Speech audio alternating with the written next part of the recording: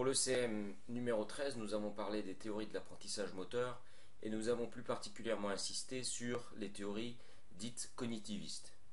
Pour ce nouveau CM, nous allons également aborder les théories de l'apprentissage moteur et nous intéresser plus particulièrement aux théories dites écologiques.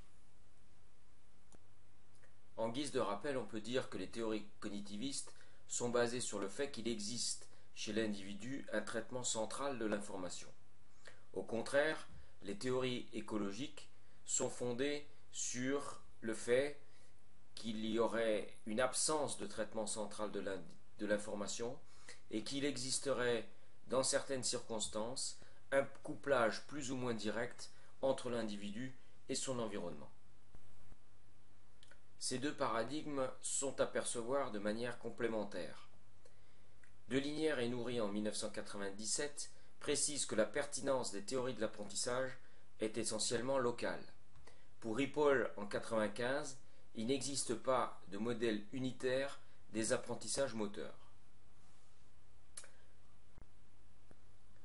L'idée, c'est qu'en fonction du type de contenu que l'on cherche effectivement à transmettre à l'élève, certaines théories permettent effectivement de trouver, disons, des pistes d'aménagement, permettent de justifier certains dispositifs, de les améliorer plus que d'autres.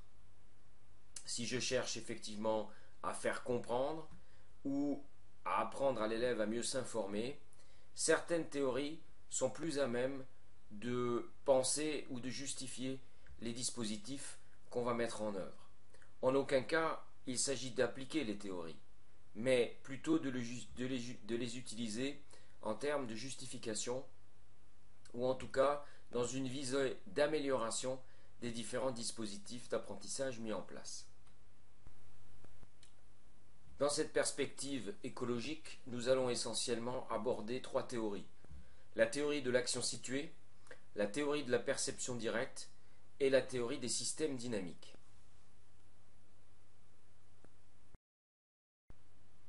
Prenons tout d'abord deux exemples pour essayer de mieux comprendre ce qu'est la théorie de l'action située. L'action située met l'accent sur le fait qu'il est difficilement possible de tout prévoir lorsqu'on réalise une action. Ici, on comprend bien que le kayakiste, malgré le fait d'avoir repéré la rivière avant sa descente, va être obligé d'improviser en fonction des remous de la rivière. Lors d'un match de badminton, il est possible qu'un joueur connaisse bien son adversaire, mais en fonction de son état de forme, en fonction de l'état de forme de l'adversaire, il va être amené, il va être confronté à nouveau à une situation unique qui va l'amener non pas à respecter un plan stratégique préalablement défini, mais à improviser de nouvelles solutions en regard des réponses inédites de son adversaire au moment du match. Zuckman, en 1987, a développé la conception d'une action envisagée comme une saisie d'opportunités d'offres disponibles dans l'environnement. Elle s'oppose, cette conception, ainsi à l'idée que l'action est l'application stricto sensu de règles, de principes ou de programmes, et emploie le terme d'improvisation. L'action est envisagée comme la construction en acte de règles singulières au fur et à mesure du déroulement de l'action. Un ensemble de travaux ont validé ce point de vue à partir de l'analyse de l'action d'athlètes engagés dans une variété d'APSA. Ces études portent notamment sur le tennis de table, l'escalade, la voile, le trampoline et le rugby, et ont confirmé l'idée que l'activité des sujets engagés dans ces pratiques était composée de nombreux ajustements au contexte. Ajustements des choix tactiques en tennis de table, des formes techniques d'exécution de figures en trampoline.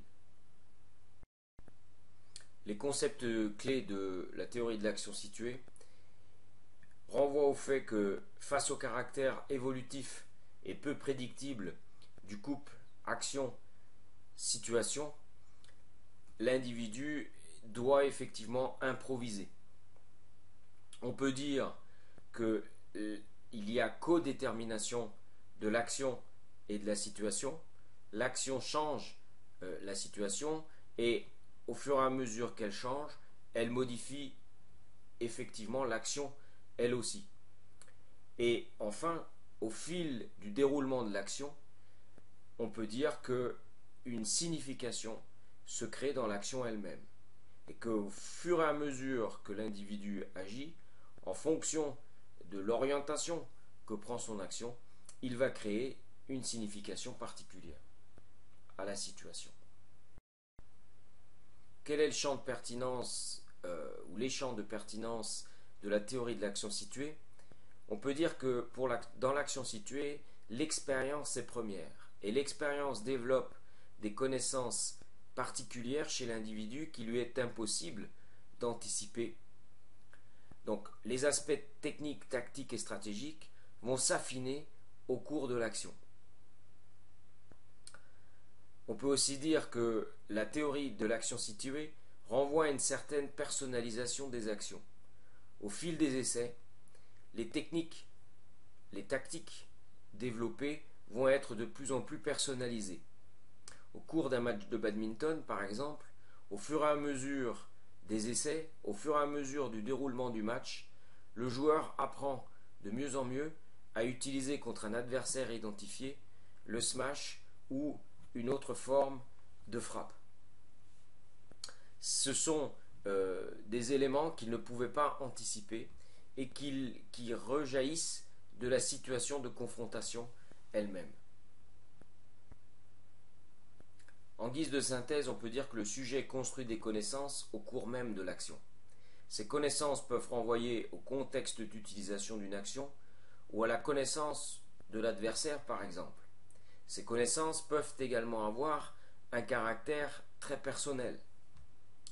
Les connaissances se construisent donc non seulement dans l'action, mais surtout par l'action. Il y a donc un couplage important entre d'une part l'action et la réflexion. Au cours même du déroulement de l'action, c'est la prise de distance que va opérer l'individu qui lui permet, en regard du contexte, en regard de l'évolution de la situation, de tirer ou d'extraire des connaissances de ce qu'il est en train de réaliser. La deuxième théorie que je vais aborder est celle de la perception directe. On va partir de deux exemples, le premier en saut en longueur, le deuxième en foot. Pour Cornu et Marceau en 2003, en saut en longueur, l'apprentissage ne consiste pas à l'acquisition d'une structure de course stéréotypée, mais à la capacité à ajuster son action au bon endroit, au bon moment. Cette capacité de régulation est tout à fait personnelle. Elle dépend de la vitesse de l'individu, elle dépend de sa taille, elle dépend de l'amplitude de la foulée. Dans le même esprit, on comprend bien qu'en foot, lorsque un défenseur vient vers le joueur, si ce défenseur est débutant et qu'il ne maîtrise pas tout à fait la passe, il est obligé de s'organiser beaucoup plus tôt lorsque le défenseur vient vers lui. Si nous avons affaire à un joueur de haut niveau, il pourra attendre un peu plus, malgré le fait que le défenseur développe une course un peu plus rapide. C'est-à-dire que dans la théorie de la perception directe, l'idée c'est qu'on ne lit pas l'environnement tous de la même manière. On lit l'environnement par rapport à ce qu'on est capable de faire dans cet environnement. Dans la théorie de la perception directe, il existe un concept clé, celui des affordances. La notion d'affordance est issue des travaux de Gibson en 1977. Il dit qu'un objet, par son apparence physique, doit suggérer des actions possibles. Le terme affordance provient du verbe anglais to afford. En français, on le traduit par suggérer et on parle alors d'interface suggestive, ou capacité d'un objet à suggérer sa propre utilisation. L'affordance est une caractéristique de l'objet qui suggère ou déclenche une action et qui met donc en relation l'environnement et le propre corps de l'individu. On voit ici par exemple que pour une porte, lorsqu'il y a une plaque ici, cela invite à pousser la porte, et lorsqu'il y a une poignée, cela invite effectivement à tirer la porte. Pour l'approche écologique, apprendre consiste à développer la capacité à détecter l'affordance adéquate. Selon Gibson, en 1986, il existe un couplage perception-action et le sujet est capable de percevoir ce que l'environnement lui permet de faire compte tenu de ses propres capacités et caractéristiques. Il perçoit donc l'environnement en termes de possibilités d'action.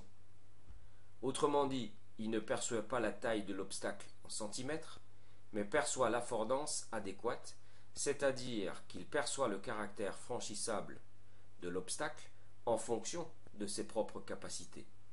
Par exemple, en fonction de l'obstacle à franchir, il choisira de l'enjamber ou de le sauter.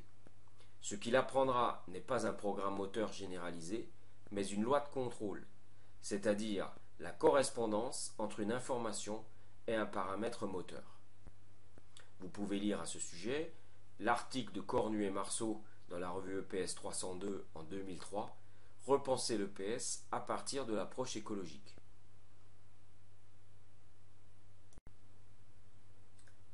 Alors en EPS, on va parler de la théorie de la perception directe, essentiellement dans des tâches où le paramètre vitesse est très présent. Les tâches d'évitement, lorsqu'il y a effectivement un obstacle à éviter, les tâches d'ajustement par rapport à la planche, les tâches de freinage ou les tâches de capture. Ce sont des tâches où le paramètre vitesse est important et où la réponse doit être ajustée en fonction des caractéristiques de chaque individu et où il est difficile d'envisager un traitement central de l'information étant donné le temps relativement court dont dispose l'individu pour réagir. Par rapport à ces tâches, ce qui a été mis en évidence, c'est que l'individu construit des règles perceptives. La dilatation de l'image rétinienne est un élément clé pour contrôler, pour déclencher la coordination. Au fur et à mesure, ici on voit un schéma, au fur et à mesure que la balle se rapproche effectivement de l'œil, la taille de sa projection sur la rétine augmente, prend de l'expansion A', B', C'. C'est le taux de cette expansion que le système action-perception utiliserait pour déterminer le temps avant contact et déclencher la coordination au bon moment. Apprendre dans cette théorie, c'est augmenter la capacité à détecter l'information utile pour agir. Apprendre, c'est éduquer la perception des affordances, c'est-à-dire des collections de possibilités d'action dans un environnement. Et ce qui est appris, ce sont les régularités informationnelles de la tâche.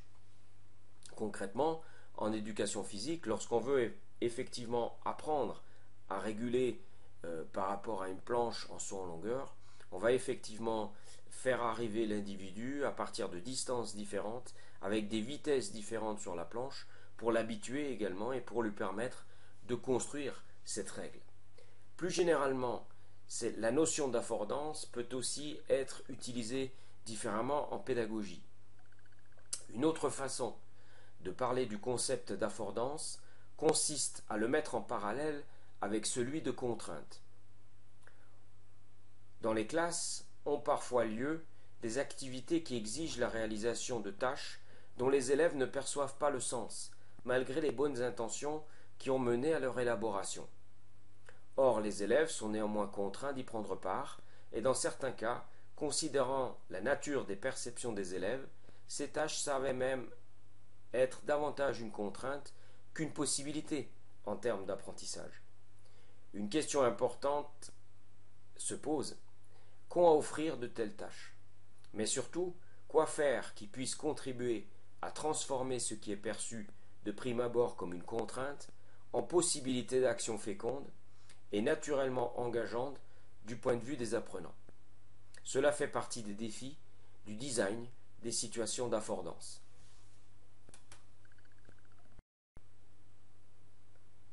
La troisième théorie qu'on peut aborder est la théorie des systèmes dynamiques. On va s'appuyer sur un exemple en javelot développé par Judet et Beaubrun en 2001, dans la revue EPS. Sur la première photo, ici, les traits rouges représentent à la fois l'orientation des épaules et l'orientation du bassin. On voit qu'un débutant, lorsqu'il lance, a une organisation en antiphase, c'est-à-dire que la ligne d'épaule vient croiser la ligne du bassin. Ces auteurs montrent qu'en jouant sur la vitesse, qu'en installant un plint ou en jouant sur le rythme que l'on impulse à l'action, on peut faire changer la coordination du débutant vers une coordination plus élaborée. On voit ici que la ligne d'épaule et la ligne de bassin ne se croisent plus.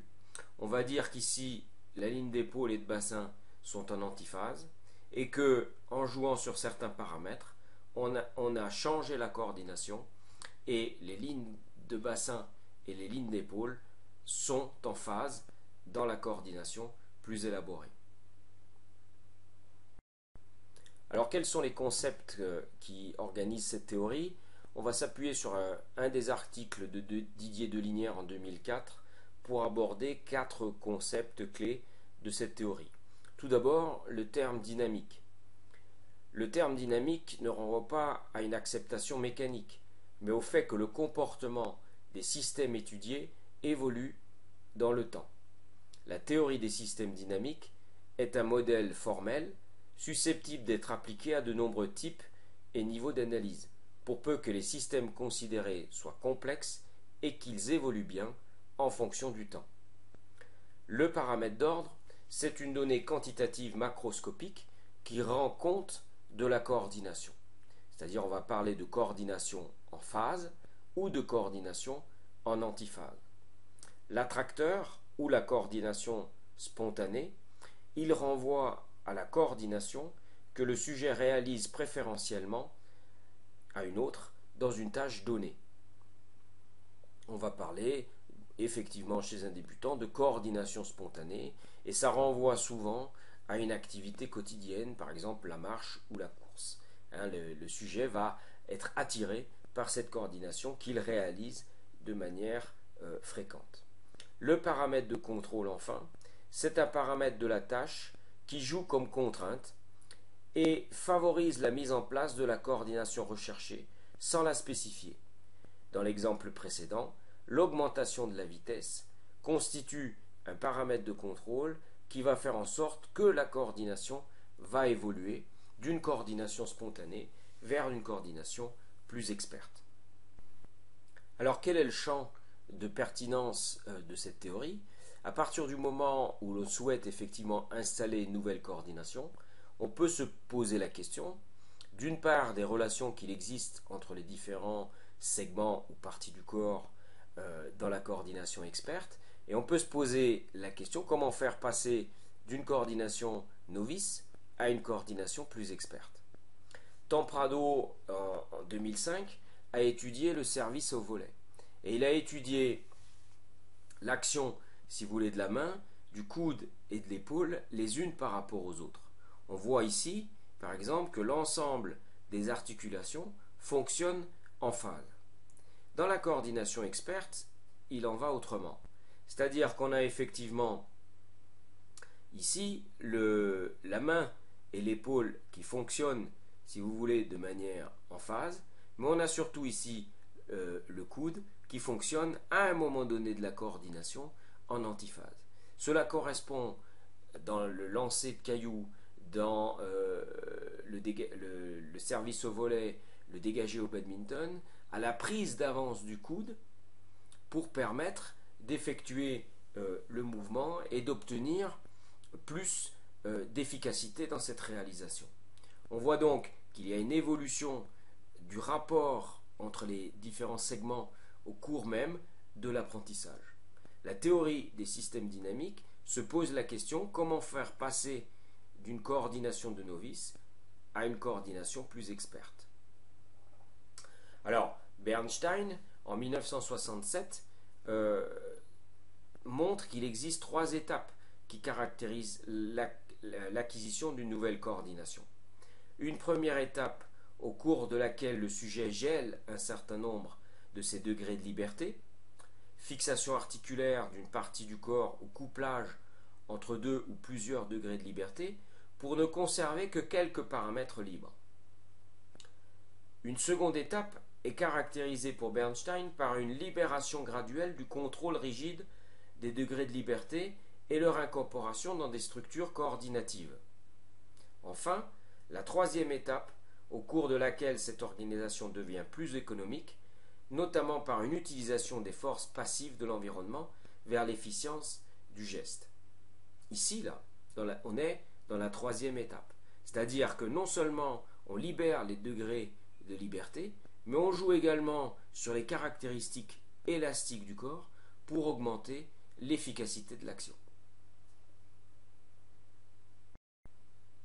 Apprendre dans cette théorie, c'est intégrer un nouvel état stable dans l'évolution d'une coordination. Ce qui est appris, c'est qu'il faut intégrer les contraintes et stabiliser un mode de coordination. Produire un comportement nouveau, c'est en fait lutter contre des comportements spontanés. Et comment apprend-on? On utilise effectivement, l'enseignant est amené à utiliser des consignes clés, un aménagement matériel du milieu, il joue sur le rythme, il peut jouer sur la vitesse pour déstructurer d'une certaine manière la coordination spontanée et amener l'individu à adopter une coordination plus experte. Pour conclure, comment prendre en compte finalement ces théories de l'apprentissage moteur, qu'elles soient cognitivistes ou écologiques? Premier aspect, on ne doit pas se situer dans une perspective applicationniste, c'est-à-dire qu'on ne va pas appliquer les théories. On va s'en servir pour justifier ou à la limite améliorer les dispositifs déjà existants. On pourrait expliquer l'activité de l'individu dans le dispositif. Voilà. Deuxième chose, c'est le caractère le champ de pertinence relativement local des différentes théories. On voit qu'ici, qu'en fonction des contenus, ces théories sont distribuées en regard des différents contenus.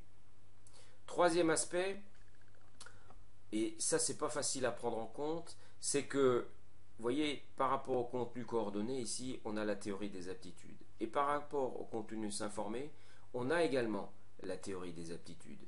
Mais c'est peut-être pas le même aspect qu'on prend en compte dans la théorie. Et là, ça vous amène en tout cas à faire des nuances. Enfin, dernier aspect, c'est l'aspect complémentaire. C'est-à-dire que si on prend effectivement le contenu s'informer, on peut dire qu'on va simplifier ou complexifier le dispositif en regard de la théorie des aptitudes.